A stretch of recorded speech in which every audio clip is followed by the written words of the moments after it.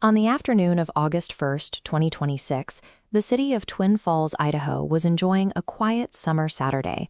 A brand new In-N-Out burger had just opened its doors in the region, drawing crowds of eager customers and creating a bustling, energetic atmosphere inside and out.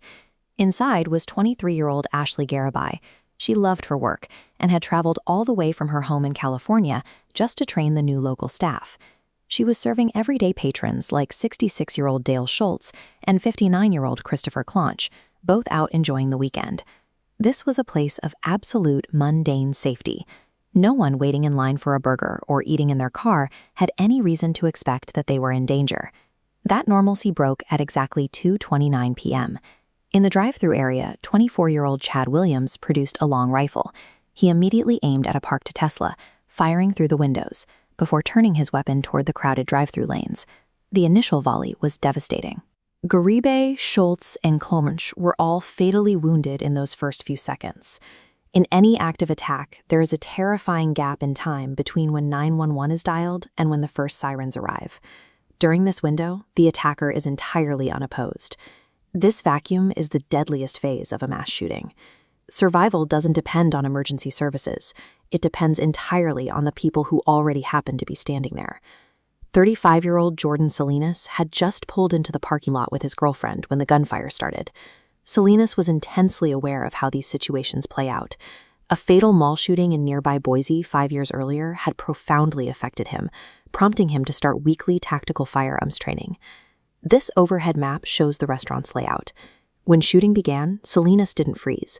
Driven by an automatic response, he drew a suppressed pistol, sprinting toward the noise.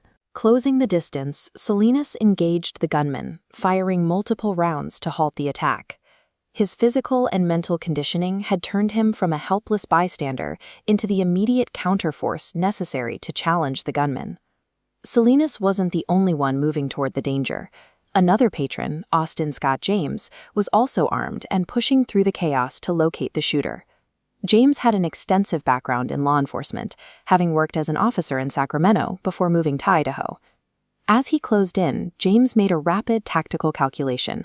If responding police arrived and saw a man in plain clothes holding a gun, they could easily mistake him for the attacker, a deadly scenario known as blue-on-blue crossfire. To prevent that confusion, James made the calculated choice to keep his weapon holstered. He maintained this restraint even as he was critically wounded during the confrontation. His discipline illustrates the severe, contradictory risks faced by armed citizens. James knowingly risked his own life to ensure the broader police response would not be compromised. The gunman was then hit by a third variable, an off-duty Idaho state trooper, who also drew a weapon and began firing at the suspect. This flowchart illustrates an active shooter's typical mental loop: search for targets, aim, and fire.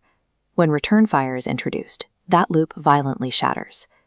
Facing multiple defenders, the panicked shooter abandoned the attack, retreating across the pavement toward a nearby visitor center. The defenders didn't immediately neutralize the attacker, but they succeeded in their most vital function. By diverting his focus onto themselves, they bought the remaining victims the time they needed to run. Isolated in the parking lot and overwhelmed by the resistance, the gunman took his own life, ending the physical threat. Minutes later, heavily armed on-duty units from Twin Falls and neighboring agencies swarmed the location, securing the perimeter. But the damage was already done. 7 people suffered gunshot wounds, and 3 innocent lives were permanently lost. Among them was Christopher Clonch, a man who had dedicated his own life to helping others overcome addiction and get sober. The rapid intervention halted the massacre, but it could not erase the permanent human cost. In the aftermath, the Twin Falls police chief confirmed a grim reality. Without the immediate actions of those on the scene, the casualty count would have been much higher. That day saw 2 distinct forms of bravery: the aggressive, trained response of Jordan Salinas and the disciplined, tactical restraint of Austin Scott James. It forces us to look at the immense weight placed on everyday citizens, forced to make impossible, life-and-death choices in the blink of an eye. In the terrifying vacuum between the first shot and the sound of approaching sirens, the willingness of ordinary people to step between a killer and his victims remains our most vital failsafe.